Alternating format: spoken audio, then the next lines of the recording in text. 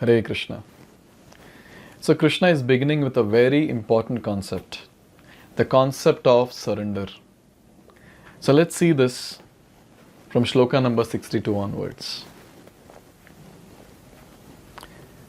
Tam eva sharanam gaccha sarva bhavena bharata tat prasadat param shantim sthanam prapsyasi shashvatam. So here Krishna is saying that, O Bharata, O scan of Bharat, tam eva sharanam gaccha sarva bhavena. Surrender unto him utterly.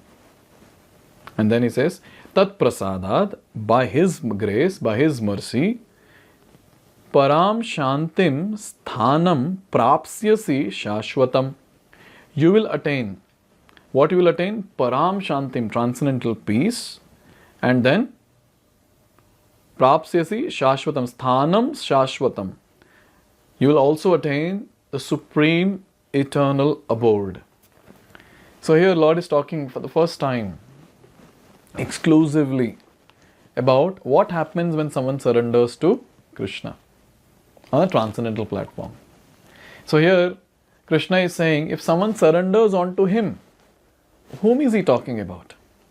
In the previous shloka, he spoke about the super soul, Ishvara Sarva Bhutanam. So he's talking about super soul. If someone surrenders onto super soul, what happens? Such a person will get Param Shantim, transcendental peace. Entire world is searching for that. And supreme eternal abode of the Lord. So let's discuss this shloka now elaborately. A living entity should therefore surrender onto the Supreme Personality of Godhead, who is situated in everyone's heart, and that will relieve him from all kinds of miseries of this material existence. By such surrender, not only one be released from all miseries in this life, but at the end, he will reach the Supreme God. So all of us, every single person in this world is struggling, no doubt. Because this world is titled as Dukkhalaya. Dukkhalaya ma shashvatam. Everyone has to go through a lot of misery in this world. But then there is a solution that is given. If someone can surrender onto the Lord, he or she will be free from all the miseries of life. And when the person is free from all the miseries of life, he will attain peace, he will attain happiness. But this is of the current life that we are talking about. Means current life the person can be happy, peaceful. But what about next? What about next life? And here Krishna is saying, don't worry. In this life you will attain transcendental peace, and in the next life you will attain the transcendental abode of mine. So in this way Krishna has made it very clear what will happen if someone surrenders onto him.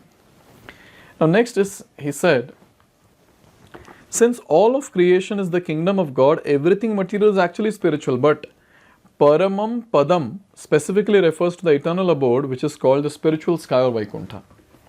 Now this is a very important and a tricky concept. So Lord is completely spiritual because he is Sat Chit Ananda. He is full of knowledge, full of bliss, and he is eternal. He is Chit Ghan. He is completely spiritual. Now from a spiritual personality, if something is coming, if something is getting created, how can that be material? So that is also spiritual. So actually speaking, this material and spiritual, everything is spiritual only. But then unfortunately, when we are not able to connect a particular thing with the Lord, that particular thing becomes material. So it's all over perception. So perception changes a spiritual thing to material and a material thing to spiritual. And actually everything is spiritual because everything is emanating from the Lord who is completely spiritual. But here specifically, Lord is not talking about the material world. He is not talking about this world. But specifically he is talking about Param Gatim. He is talking about that eternal abode, that transcendental abode. He is talking about Vaikuntha. He is talking about the spiritual world. In the 15th chapter of Bhagavad Gita, it is stated, Sarvasya chaham hridisanni vishtaha. The Lord is seated in everyone's heart. So this recommendation that one should surrender onto the super soul sitting within, means that one should surrender onto the Supreme Personality of Godhead, Krishna. Now, at this point, when Krishna is saying surrender onto Him, so He is not saying that surrender onto some third person. So, who is that Him? H capital I M. Who is that personality? So, Krishna has made it very clear in 15th chapter, 15th Śloka. Sarvasya chaham hridhi matta smritir jnanam apohanam cha. So Krishna is saying, I am seated in everyone's heart. And from this shloka he says, Ishvara sarva bhutanam riddhesha arjuna tishtati. So Ishvara is situated in everyone's heart. And in 15 chapter 15 shloka he says, I am situated in everyone's heart. So it's clear. A equal to B, B equal to C, so equal to C. That is, that Ishvara is none other than Krishna himself. So Krishna is telling indirectly, surrender onto me. That's what is the point that is made here. But is Krishna the Supreme Personality of Godhead? Where is it said? Here. Very nicely described. Krishna has already been accepted by Arjuna as the Supreme. He was accepted in the 10th chapter as Param Brahma Param Dhama. Arjuna has accepted Krishna as Supreme Personality of Godhead and the supreme abode of all living entities, not only because of his personal experience, but also because of the evidence of great authorities like Narada, Asita, Devala and Vyasa. So Krishna is Supreme Personality of Godhead because many great personalities have acknowledged this. Shastras are talking about this and Arjuna himself has experienced. Can we remember where Arjuna experienced?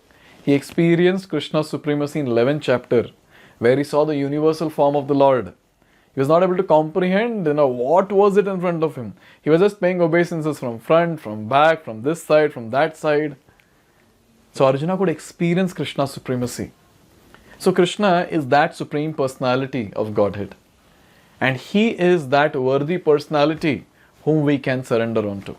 See, when we are surrendering, the other person should also be worthy of receiving our surrender, accepting our surrender. Krishna is that personality. Why He is that personality? Because He can give us eternal protection. He can give us eternal transcendental happiness and peace. Because He can award us that supreme abode, the transcendental destination. So, He is that personality who is worthy of our surrender. And as devotees, we should analyze. We should analyze how much the Lord does various things for us.